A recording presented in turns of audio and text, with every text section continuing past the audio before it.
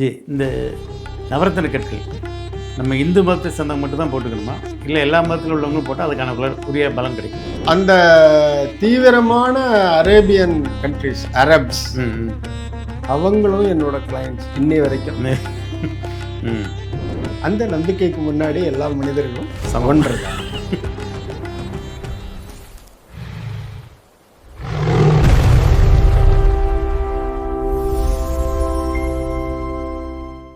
G, இந்த நவரத்தின கற்கள் நம்ம இந்து மதத்தை சேர்ந்தவங்க மட்டும் தான் போட்டுக்கணுமா, இல்லை எல்லா மதத்தில் உள்ளவங்களும் போட்டால் அதுக்கான உரிய பலன் கிடைக்குமா? ஜி,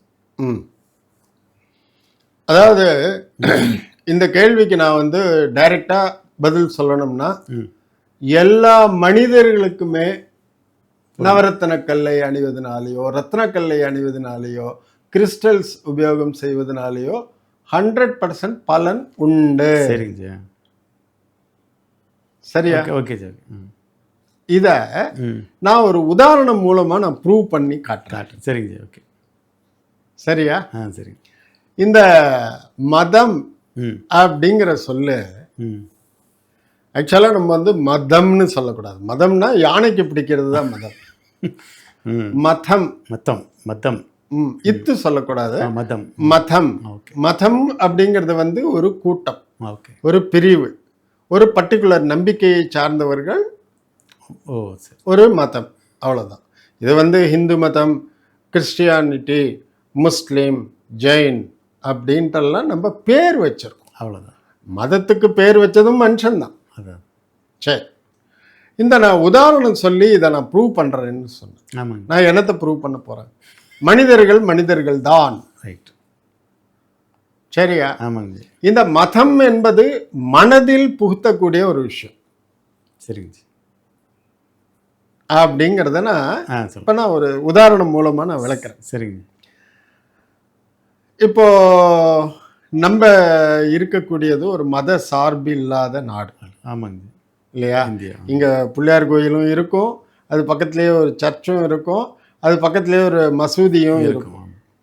சாயந்தரமானா அவங்க கூப்பிடுவாங்க ப்ரேயருக்கு மசூதியில்.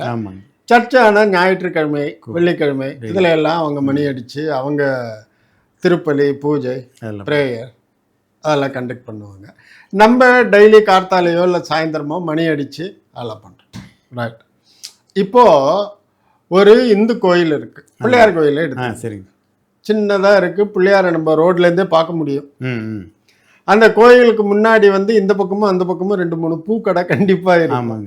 அவங்க ஊதுபத்தி, பழம், தேங்காய், பூ, தொடர் புஷ்பம் எல்லாம் வச்சு விற்பாங்க. அந்த கோயிலுக்கு முன்னாடி யாரோ ஒரு லேடிஸ் கோலம்லாம் போட்டிருப்பாங்க. அந்த கோயிலில் யார் பக்தர்கள் வந்தாலும் உடனே மணி அடித்து தீபாராதனை காட்டுறாங்க. அந்த கோயில் உள்ள பற்ற வச்ச அந்த ஊதுபத்தி கூட வாசனை வெளியில் வரைக்கும் வரும். அங்கே இருக்கிற ஜனங்கள் எல்லாருமே, இந்துக்கள் எல்லாருமே நெத்தியில் விபூதி எல்லாம் வச்சுண்டு, பெண்கள்லாம் குங்குமம்லாம் வச்சுண்டு, சமயத்தில் ஏதாவது பிரசாதங்கள்லாம் கொடுப்பாங்க, சாப்பிட்டு போகிறாங்க. இது ஒரு கோயிலோடைய லட்சணம்.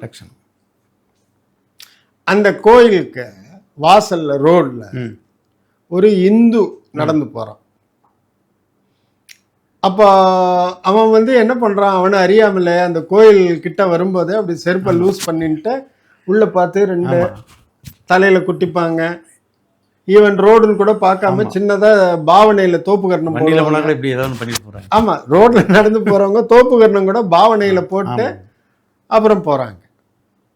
ஆச்சா, ஒரு கிறிஸ்டியன் அதை தாண்டி போகிறார். அவர் அதை பற்றியெல்லாம் கவலைப்படுறதில்லை.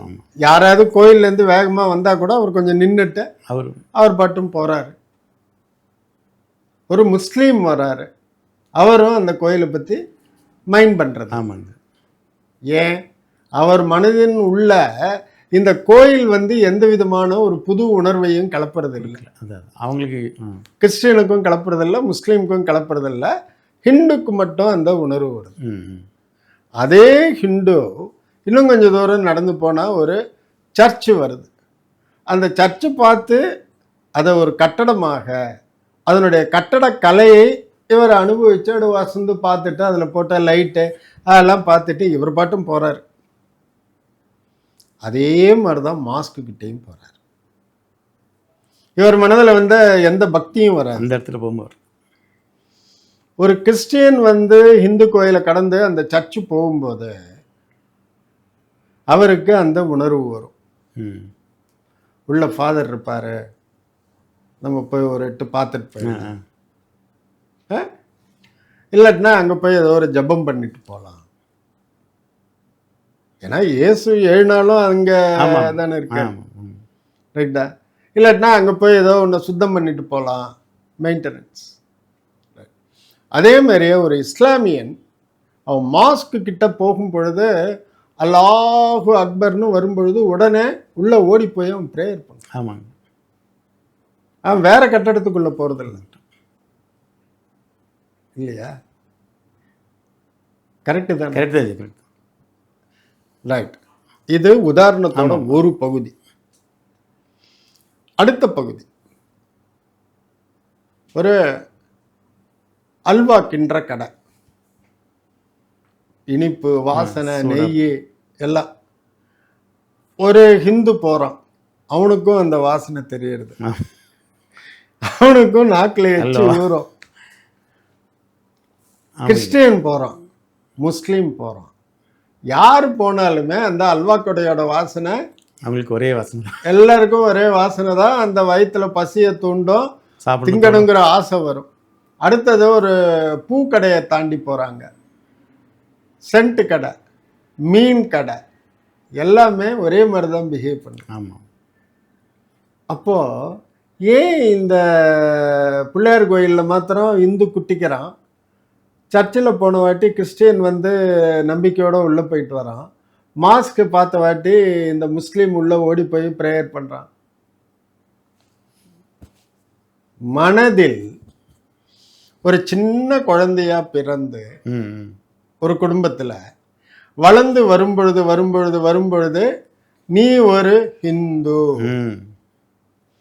தும்பிக்க வச்ச சாமி பிள்ளையார், வேல் வச்ச சாமி முருகன், தலையில சந்திரனும் கழுத்துல பாம்பும் இருக்கக்கூடியது சிவன் அப்படின்னு கற்பிக்கப்படுகிறார்கள், இல்லையா? அதே மாதிரிதான் கிறிஸ்டியனுக்கும். அவங்களுக்கு வந்து ஒரு இதுக்கு அப்புறமாக ஞானஸ்நானம் செய்து அவனை ஒரு அதிகாரப்பூர்வமான ஒரு கிறிஸ்துவனாக அறிவிக்கப்படுகின்றான், இல்லையா? அதுல இருந்து அவனும் என்ன பண்றான், சண்டேன்னா நீட்டா புது ட்ரெஸ் எல்லாம் போட்டுன்ட்டு நல்ல சுத்த பத்தமா அந்த சர்ச்சுக்கு அப்பாவோட போயிட்டு அப்பா அம்மாவோட போயிட்டு ப்ரேயர் பண்ணிட்டு அந்த பைபிள்லாம் வச்சுட்டு இப்போ வந்து அது அப்படியே பழகிடுறான். அதே மாதிரிதான் முஸ்லீமும் சின்ன குழந்தையா இருக்கும் பொழுதே அவனுக்கு லுங்கி கட்டி விட்டு தலையில வந்து அந்த குல்லா போட்டு விட்டு அவங்க கையிலையும் ஒரு சின்ன பாயை கொடுத்து அவனையும் மாசுக்கு கூட்டின்னு போய் அந்த ப்ரேயரை கற்றுக் கொடுத்துறான். ஸோ அவன் வந்து அதை ஃபாலோ பண்ணுறான். ஸோ இந்த மதம் என்பது மனதில் புகுத்தப்பட்ட ஒரு கொள்கை, இல்லையா? ஆமாங்க. இதே ஒரு இந்து குழந்தை பிறந்த சில நாள்களிலேயே ஒரு கிறிஸ்துவ தம்பதியினால் தத்தெடுத்து கொள்ளப்பட்டாலோ அல்லது முஸ்லீம் தம்பதியினால் தத்தெடுத்து கொள்ளப்பட்டாலோ பிற்காலத்தில் வளர்ந்த பின்னாடி அந்த தத்து எடுத்துக்கொள்ளப்பட்ட குழந்தை ஒரு கிறிஸ்துவனாகவோ அல்லது இஸ்லாமியனாகவோ தான் சமுதாயத்தில் அறியப்படுவோம். ஆமாங்க, கரெக்ட். அதான் கேட்கலான்னு கரெக்டாக சொல்லிட்டீங்க, உண்மைதாச்சு, இல்லையா? ஆமாங்க. அப்போ ஒரு மனிதன் பிறக்கும் பொழுது அவனுடைய பிறவியிலேயே அங்கத்தில் ஏதாவது அடையாளம் இருக்கா? இல்லைங்க, இல்லை, இல்லையா? கண்டிப்பா. இந்த காலத்துல தான் பிராமணர்கள் மட்டும் பூணல் போட்டுக்கிறாங்க, ஆமாங்க, செட்டியார்கள் போட்டுக்கிறாங்க, ஆசாரிகள் போட்டுக்கிறாங்க. ஆக்சுவலா நீங்களுமே போட்டுக்கணும், எல்லாருமே தான் போட்டுக்கணும். ஆனா சமுதாயத்துல அந்த பழக்கம் இல்லை. ஆனா ஈவன் எந்த பிராமண குழந்தையாவது பிறக்கும் போதே பூணலோட பிறக்கிறாங்களா? கிடையாது. உபநயனம் வந்து ஏதோ ஒரு வயசுல பண்ணும் பொழுது அதுக்கப்புறமாக அதனுடைய கர்மா அனுஷ்டங்களை எல்லாம் கற்றுக் கொடுத்து சொல்லி கொடுக்கப்பட்டு அதுக்கப்புறமா அந்த குழந்தை ஆயுள் முழுக்க பண்ணிட்டு வராங்க. அதே மாதிரியே கிறிஸ்டியானிட்டிக்கும் அந்த ஞான ஸ்நானம் பண்ணதுக்கு அப்புறமாகத்தான் அந்த கிறிஸ்டியன் ஃபுல்லா ஆகுறாங்க. அந்த இஸ்லாமியர்கள் வந்து அந்த சுன்னத் பண்ணதுக்கு அப்புறமாகத்தான் அவன் ஒரு இஸ்லாமியனாக அங்கீகரிக்கப்படுகின்றான். கரெக்ட். ஆமாங்க. இல்லையா? ஆமாங்க. அவன் வாழ்நாள் முழுவதும் அப்படியாக வாழ்ந்து வாழ்க்கையை முடிக்கின்றான். ஸோ இந்த மதம் என்பது மனிதர்களுடைய உடல் அமைப்பிலோ, இரத்த ஓட்டத்திலோ, மூளை வளர்ச்சியிலோ, இந்த பிரபஞ்ச சக்திகளிலிருந்தோ எந்த வித்தியாசமும் செய்வது இல்லை. இயற்கை. ரைட்டா? ஆமாங்க. இதுக்கு பின்னாடி இருக்கக்கூடிய அரசியலுக்குள்ள நம்ம போக வேண்டாம். அது குப்பை. ஆமா, அது நம்ம அது வேஸ்ட். சமுதாயத்தில் அடிமட்டத்தில் பார்த்தா ஹிந்து, முஸ்லீம், கிறிஸ்டியன் இன்னும் எல்லாருமே ஒன்னோட ஒன்று பின்னி பணிஞ்சுதான் இருக்கிறாங்க. எவ்வளவோ இந்துக்கள் முஸ்லீம்ஸோட பார்ட்னர்ஸா இருக்காங்க, கிறிஸ்டியன்ஸ் முஸ்லீம்ஸோட இருக்காங்க, கிறிஸ்டியன்ஸ் இந்துஸோட இருக்காங்க. அதெல்லாம் பழக்கம், வாழ்க்கை, சமுதாயங்கிறது வேற, அரசியலுங்கிறது வேற, சாஸ்திரம் சம்பிரதாயம் இந்த மாதிரி முறைங்கிறது டோட்டலா டிஃப்ரெண்ட். இப்போ உங்க கேள்விக்கு வர்றேன். சரிங்க. இதுக்கு முந்தின கேள்விக்கு நான் சொன்ன அந்த ஸ்டோன் எப்படி வேலை செய்யுதுங்கிறது, ஒரு மனிதன் அப்படின்னு பார்க்கும் பொழுது எல்லாருக்குமே பட் அதை அணிந்து கொள்ளும் மனிதனுடைய நம்பிக்கை, விசுவாசம், மனோதைரியம், இதுதான் ரொம்ப முக்கியம்.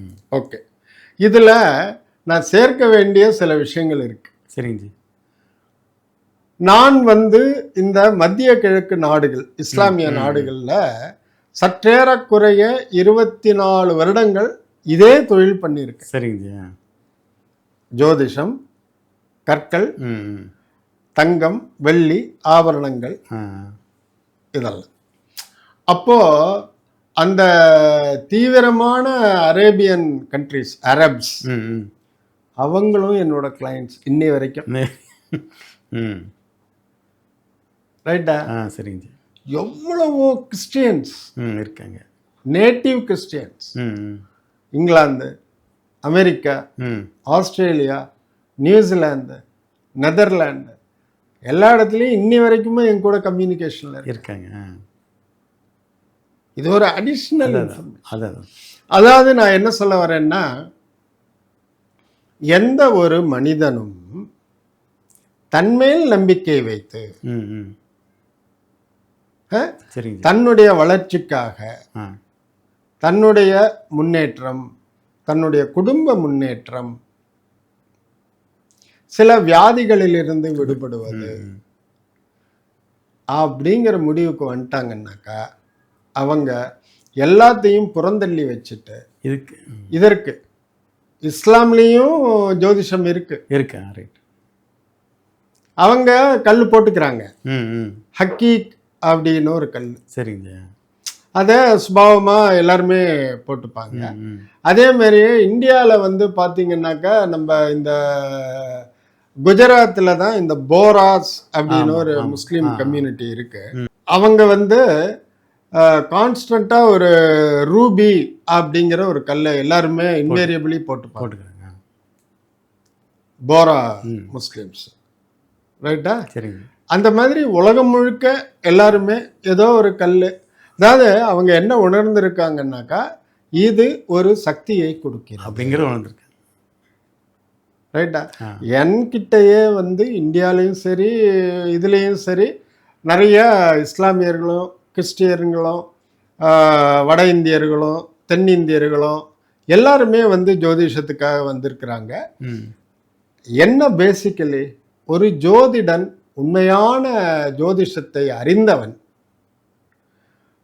பலன்களை கணித்து கூறும் பொழுது, அது அவர்களுடைய வாழ்க்கையில் நடக்கும் பொழுது அவர்களுக்கு நம்பிக்கை.